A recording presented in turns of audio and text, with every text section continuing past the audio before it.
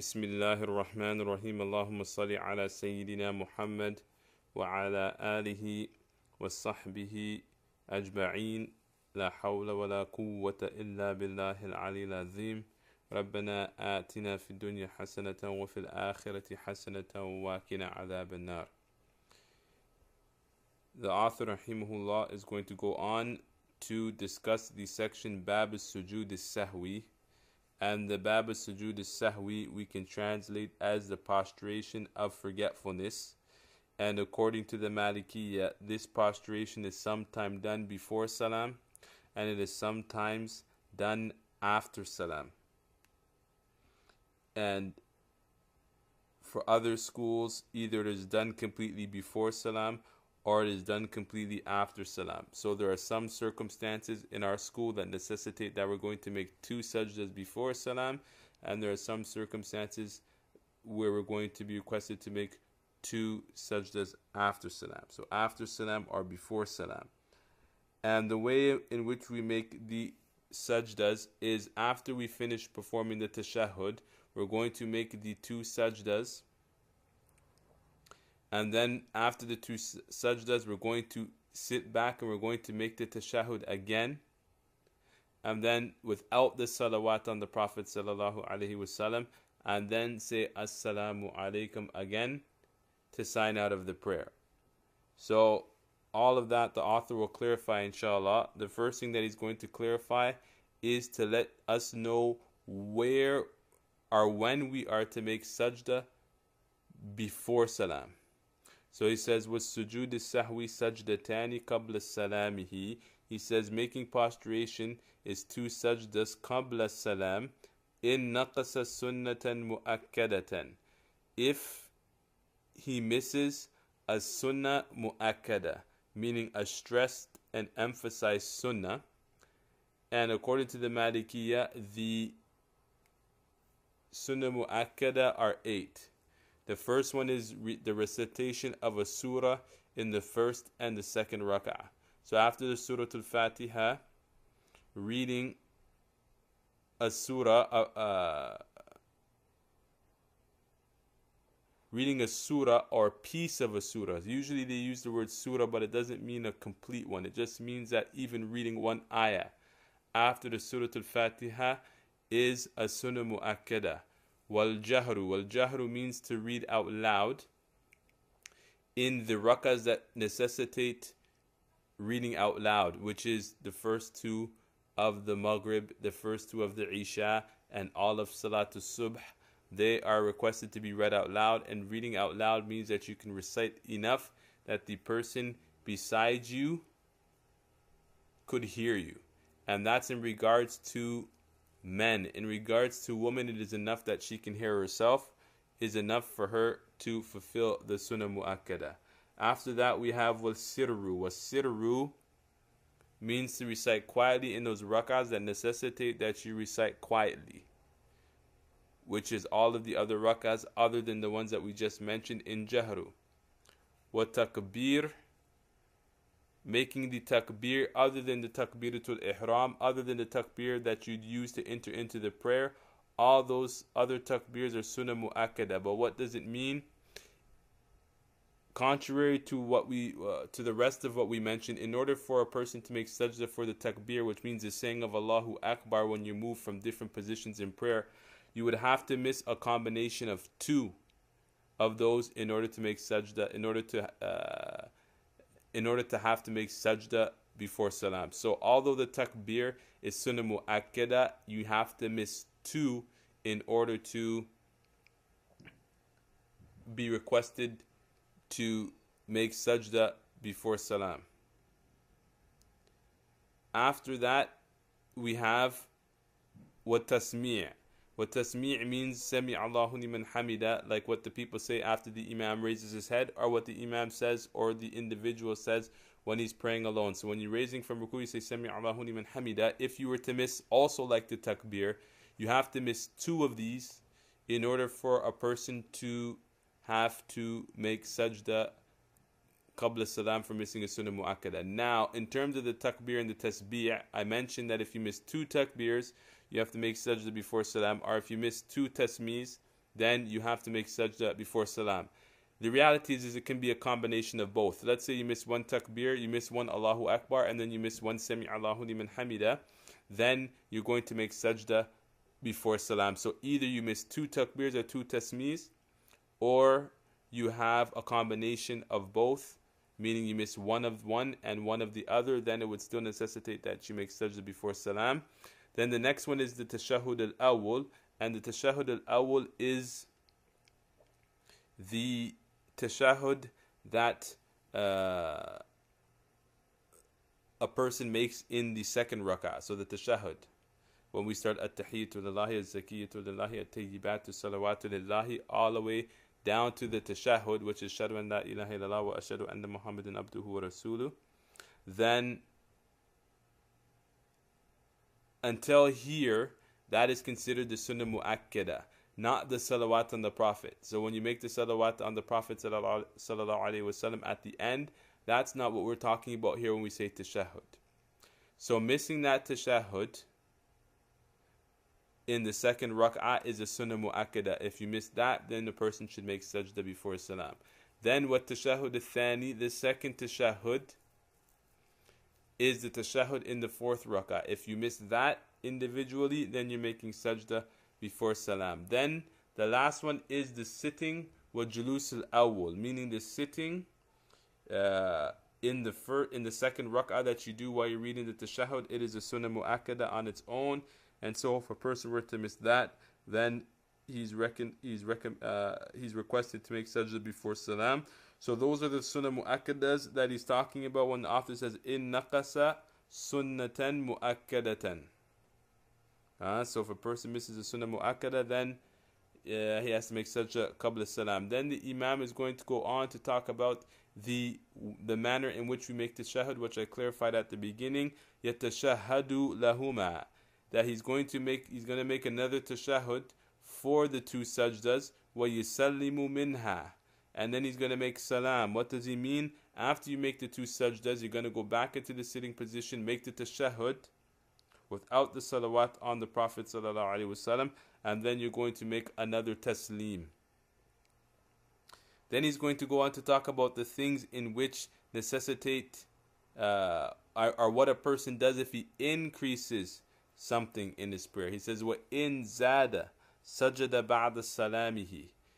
Now, what's important here when it says "wa in zada sajada ba'da salamihi," meaning, what does it mean by in zada? If he increases something that is obligatory by accident. Make sure that this is clear. When he talks about in zada, he's talking about increasing an obligatory act, not increasing a sunnah mu'akkada, increasing an obligatory act by accident. The reason why I'm going to clarify this to you, the reason why I say the increase of an obligatory act is to rule out the increase of a sunnah act or a fadila act, because there's no sajda for we have no sajda for missing we have no sajda for increasing a sunnah act or increasing a fadila. The sajda is for increasing an obligatory act intentionally. The reason why I mention intentionally is to rule out missing a sunnah act by forgetfulness. My bad, missing it by forgetfulness. And the reason why I say missing it by forgetfulness is to rule out doing it intentionally, because as we already mentioned, increasing an obligatory act intentionally necessitates that a person's prayer becomes invalid. So that's what he means here. Wa in zada sajada ba'da salamihi. Then he's going to make sajda after salam. So after he says assalamu alaikum to exit his prayer, he's going to make two sajdas. Then he's going to sit and he's going to make the tashahhud, and then he's going to make another taslim by saying assalamu alaikum, as we mentioned previously. Now the question will come: what if he increases something? What if he increases a fard act by accident and he decreases, or he misses a sunnah mu'akkada? For example, a person who added a fifth rak'ah to his prayer by accident, or added a sajda to his prayer by accident, but he forgot to do his tashahhud. So now he's requested to make sajda qabla salam, before salam, and he's requested to make sajda after salam. But we're never going to make both of them at once. You're never going to have in one prayer making sajda before salam and then right after making sajda after salam. If there's an increase and if one adds something to the prayer, adds an obligatory act and misses a sunnah act, then the author says, وَإِن نَقَصَ وَزَادَ, if he increases, if he misses a sunnah mu'akkada, وَزَادَ, meaning he increases an obligatory act by accident, sajda qabla salamihi, he's going to make sajda before salam, لِأَنَّهُ يُغَلِّبُ جَانِبَ النَّقْصِ. And he says the reason why we do that is because we give preference to the thing that is missing in the prayer. We're going to give preference to the thing that is missing in the prayer, not give a preference to the thing that is added to the prayer. So that's why he says لِأَنَّهُ يُغَلِّبُ جَانِبَ النَّقْصِ, that the side of the naqs is given preference عَلَى جَانِبِ الزِّيَادَةِ, on the give preference over the increase that took place in the prayer. Now the author is going to clarify something for you even more, and he's going to talk about the different manners in which a person can forget. Or because we can either have a person who forgets to do a fard, or we can get a person who forgets to do a fadila or a mustahab, or we can have a person who forgets to do a sunnah. So he's going to break it down. He's going to say wasahi fi salatihi ala thalathati aqsamin. In terms of a person who forgets to perform something in their prayer, we can separate them into three categories. Then he says, sometimes taratan yashu an naqsi fardin min fara'id salatihi. Sometimes that person is one who forgets an obligatory act from his prayer. So now he's going to clarify then what is the ruling of a person who forgets an obligatory act in terms of sujood. فَلَا يُجْبَرُ بِالسُّجُودِ السَّهْوِ وَلَا بُدَّ مِنَ الْإِتْيَانِ بِهِ وَإِنْ لَمْ يَذْكُرْ ذَلِكَ حَتَّى صَلَّمَ وَطَالَ بَطَلَتْ صَلَاتُهُ وَيَبْتَدِئُهَا. He says, as for that person who forgets to do an obligatory act, he is not requested to make a sujood. وَلَا بُدَّ مِنَ الْإِتْيَانِ, but he must do that obligatory act, meaning it is obligatory for him to do that obligatory act. What does this mean? It means, for example, if a person were to remember that they forgot to do an obligatory act in prayer, then it is not sufficient to make a sajda for an obligatory act. We said making a sajda out of forgetfulness is for the sunnah mu'akkada, but if you miss the fard, then you have to do it. So for example, if you were to miss something in your last rak'ah, for example, you missed the sajda, or you missed reading Surah al-Fatiha, and then you're doing your tashahud, and you remember, at that point, that rak'ah becomes valid, and you must stand up and add another rak'ah to it, because there is no sajda for missing a fard. You have to make sure that you stand up and complete it, and that's why it says وَلَا بُدَّ مِنَ الْإِتْيَانِ بِهِ, and it's obligatory. It is necessary that a person completes that obligatory act. And then he goes on more to say وَإِن لَمْ يَذْكُرْ ذَلِكَ حَتَّى صَلَّمَ وَطَالَ بَطَلَتْ صَلَاتُهُ.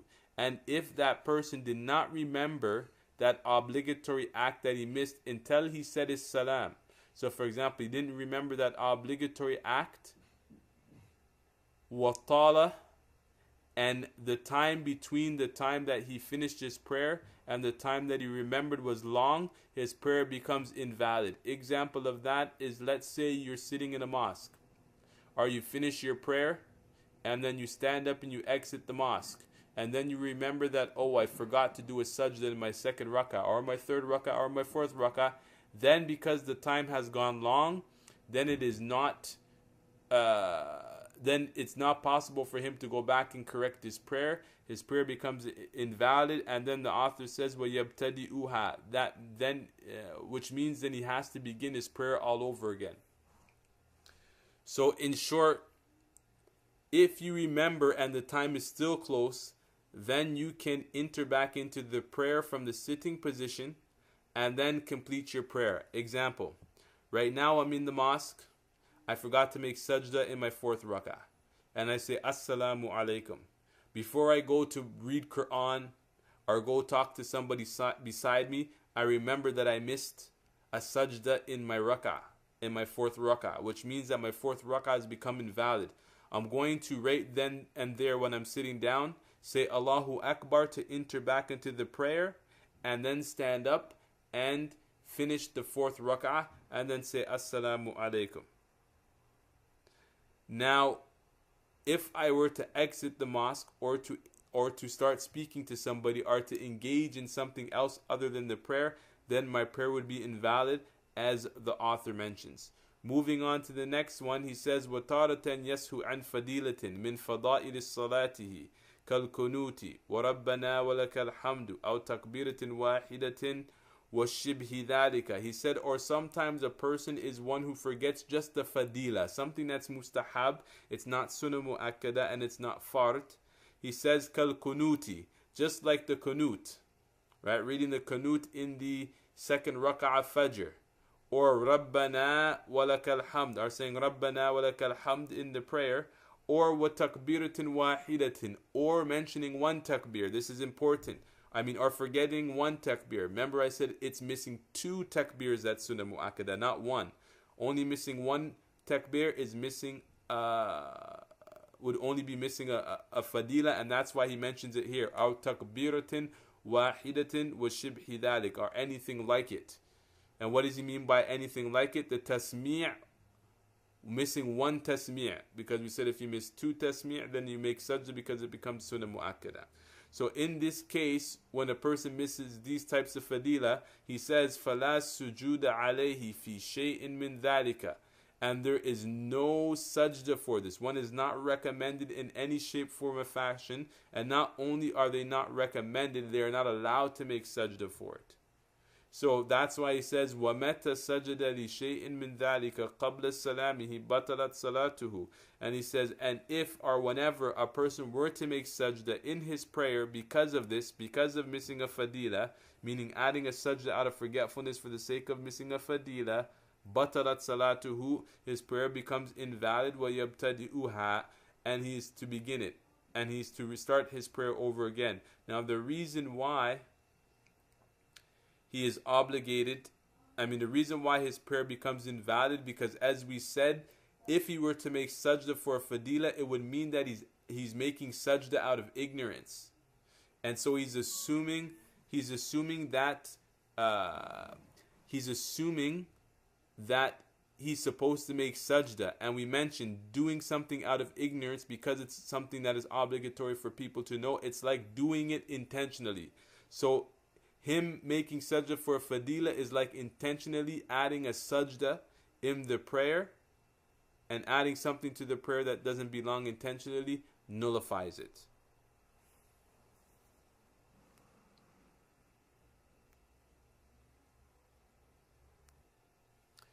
Then he goes on to say, وَتَارَةً يَسْهُ عَنْ سُنَّةٍ مِّن سُنَنِ صَلَاتِهِ كالسورة مع القرآن أو تكبيرتين أو تشهدين أو الجلوس لهما وما أشبه ذلك. Then he says, or sometimes the person who forgets is a person who misses a sunnah.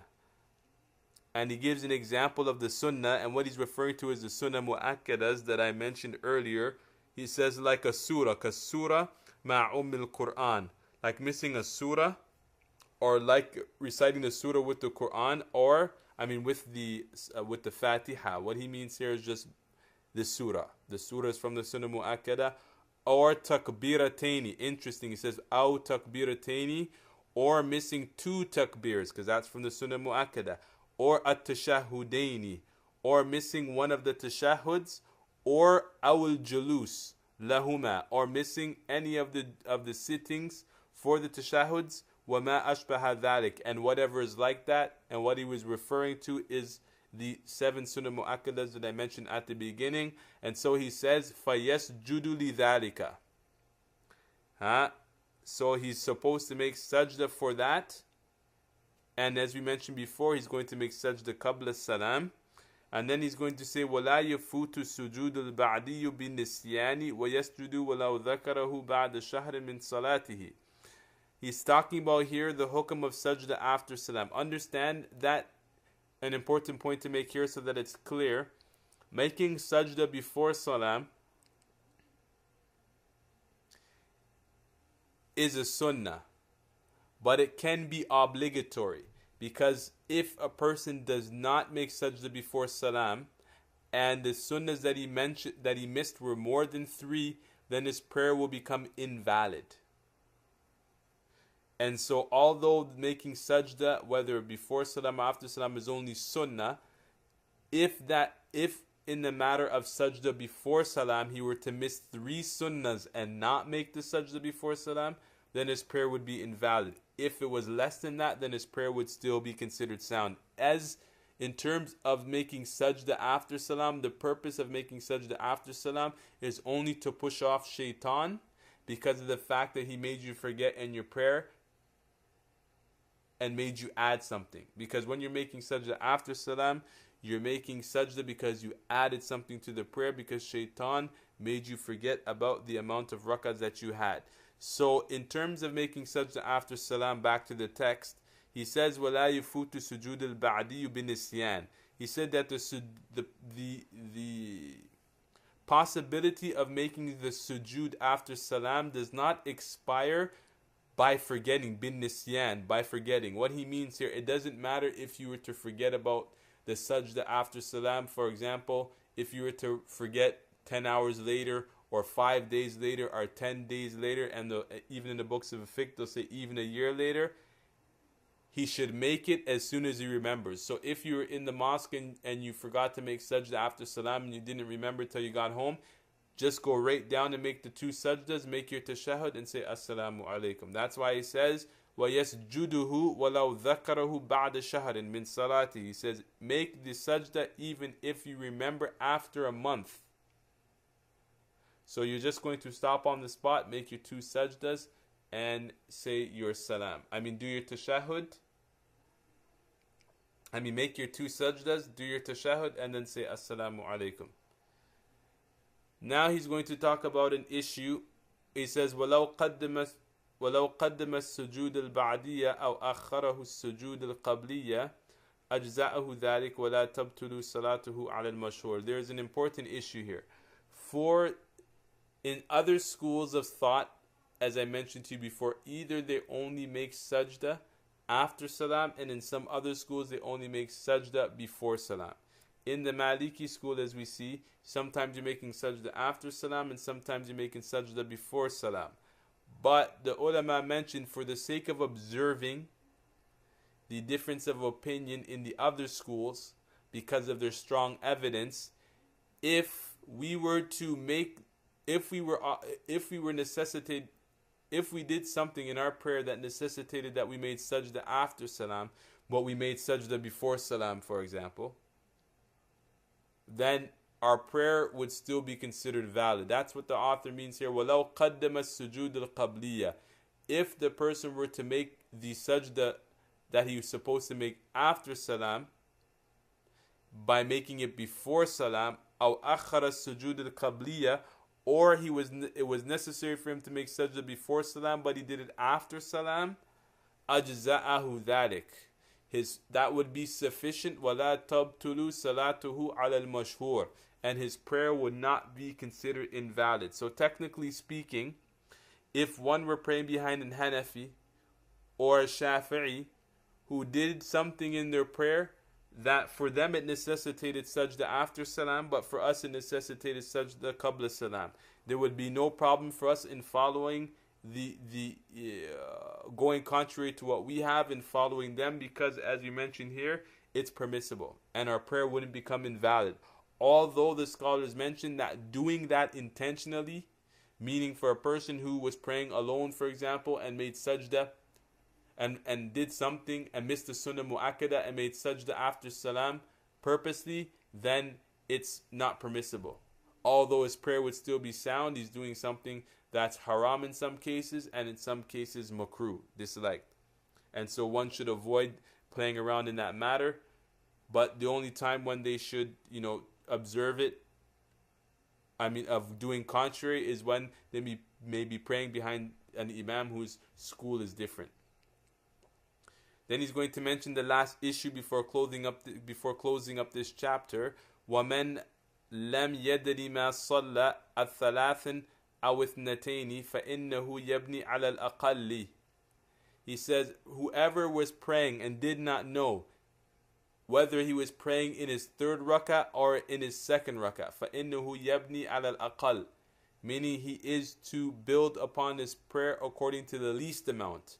In reality, this principle is what we call bina'un ala yaqeen, to consider yourself to follow that in which you have certainty about. So if you're in your prayer and you have doubt, am I in my third rak'ah or in my second rak'ah? One thing is that you're sure that you prayed 2 rak'ahs. You have no doubt about 2 rak'ahs, but the doubt that you have is about the third rak'ah. Because as long as you're determining whether you're in your second or your third rak'ah, you know for sure that you've prayed 2. Your doubt is whether or not you prayed 3. So we say leave the doubt, and the doubt is the third rak'ah, and consider yourself in the second rak'ah because that's what you have yaqeen about. So when he says فَإِنَّهُ يَبْنِي عَلَى الْأَقَلِّ, that he builds upon the least amount, in this scenario that I'm mentioning, it would be the second. And the reason for that is because here you have yaqeen, whereas the third rak'ah would be doubtful. And the principle of fiqh is that yaqeen la yuzalu bishak, that the yaqeen is not removed by doubt. So you have yaqeen that you're in the second rak'ah, you have certainty that you're in the second rak'ah, it's the third rak'ah that's doubtful, so you're going to throw it away, and you're going to add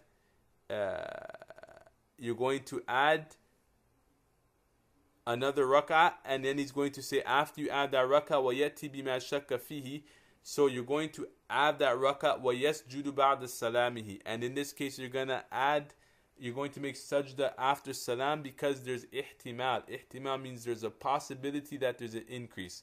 So for the possibility of the increase, you're going to make sajda after salam, and then the author, with his extreme manners and adab, says wallahu a'lam, and Allah knows best. And that is the end of the section on sajda sahw. Allahumma salli ala Sayyidina Muhammad wa ala alihi wa sahbihi ajma'in.